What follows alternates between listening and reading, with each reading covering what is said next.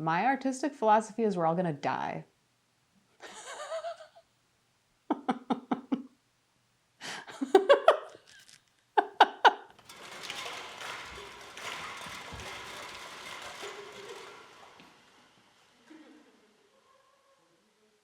I never thought of that, but it's how I start all of my rehearsals. I like gather my musicians and I'm like, okay, everybody, we're all gonna die. Okay, let's go on stage. I like when things are in space. Like even as a musician, I like playing instruments and playing with people. And when you take that away and then it kind of like flattens in the physical world, it makes me kind of anxious.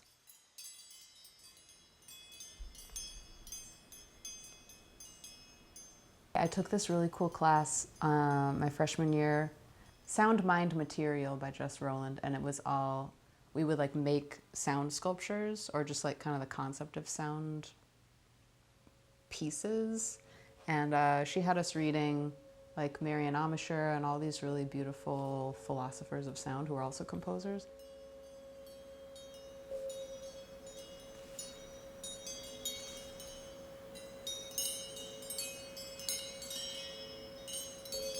I think a lot in gestures.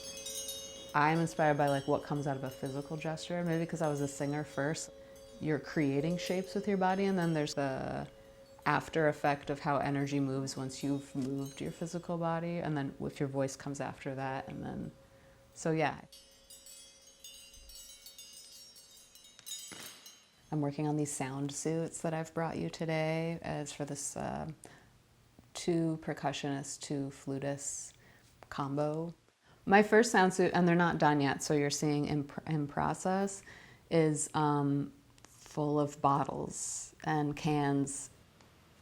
I was really excited by the crinkly sounds, although now I'm wondering if there's too many tin can sounds, because as I keep building it, the sound world keeps changing. Like, I'll add a few more cans and then it'll radically shift how the suit sounds, which is really interesting. Or like, I added a bunch of pill bottles and then that shifted how everything sounded too.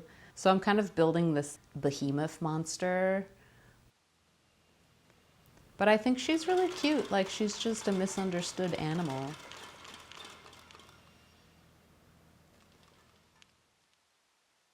My second sound suit, I think there's maybe 750 coffee filters glued on this shirt. I use this like 5600 glue adhesive. It's supposed to glue anything to anything.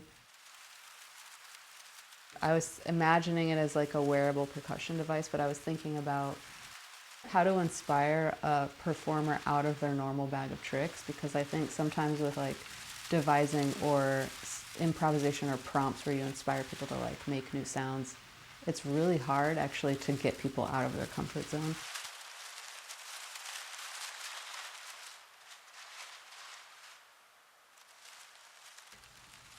I was thinking about how to get people into physical gesture world and into relationship, because I think the most interesting thing about watching people on stage is watching their relationships with each other and how to encourage that. And that kind of came through doing a lot of guided improvisation in groups just as musicians, and realizing like, oh, when people naturally they'll like kind of go inward and like think about how they're sounding and turn their ears a little bit inward.